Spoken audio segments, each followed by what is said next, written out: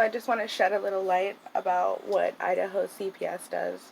So they had me do a home study, and that was like the only thing that got me by, like knowing that I could help my nephew. And now they're saying that the judge is trying to make my nephew stay longer. And I'm like, for what? He doesn't belong in there. And they keep saying, oh, well, his behaviors qualify him to stay in there. And the thing is how do you judge a foster kid on their behaviors when you don't know who they were before you met them, like their whole life? So here I am, his aunt. I got a room set up. I passed the foster care license, ready to go. And they're still trying to make him stay in there, even though he has family placement. I thought that the whole goal was to keep, like, children with their family, if at all possible. And it seems like they just want to keep him in Provo Canyon School, and I don't understand how to get him out. And I keep telling them, like, his behaviors are irrelevant. He's got family placement. Like, we can deal with that at home, and I can get him counseling. I can get him into sports. I can get him therapy. If his grades are bad, I can pay for tutors. Like, I have the money to do that. And they're just like wanting him to stay in the school. So I wrote the judge, Andrew Ellis, hoping that he'll get the letter, hoping that he'll make the decision to let my nephew come to family. And they're just making it really hard. They cut all contact with me after I reported them to the licensing department. After I reported Provo Canyon School to licensing department for putting my nephew on a medication that was not age appropriate for him. It said that the medication, you have to be 13 or older to put it on, or to have the kid medicated with the medication that they chose to give my nephew.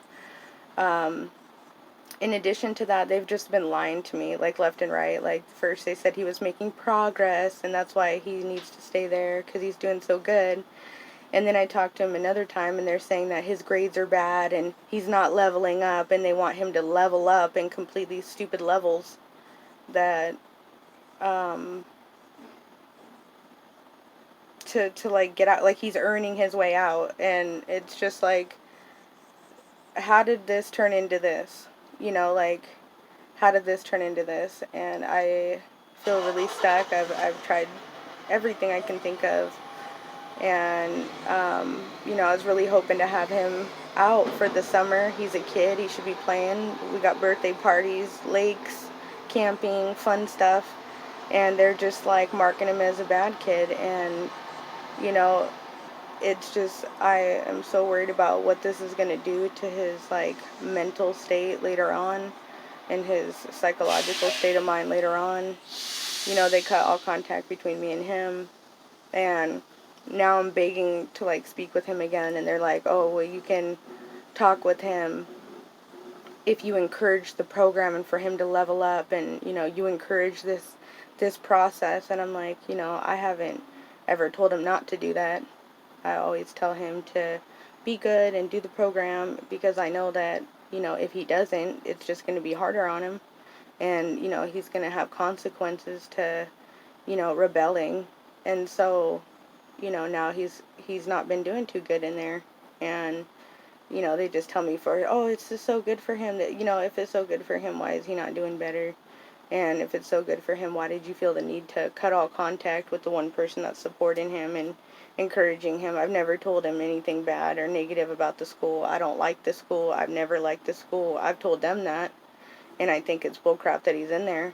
I'm not okay with him being in there. I don't think the school is therapeutic. I don't think that they have the right credentials.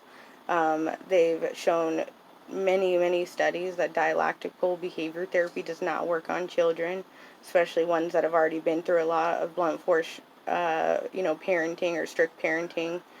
And it's just been a proven fact that it doesn't work. One thing that works really well for kids is positive behavior support therapy, where you're encouraging them and you're haikuing them and telling them that they're good, not telling them, oh, if you do this, you're bad. If you do this, you're bad. Like, it just doesn't work. And, so I'm moving my protest date to July. I'm going to hopefully try to see if I can get some people rallied up before Logan's court hearing and go down to the courthouse or something. And I don't know. I am trying really hard, and I hope he doesn't have to stay in there, and I hope that they're wrong, and I hope that they can let him come home.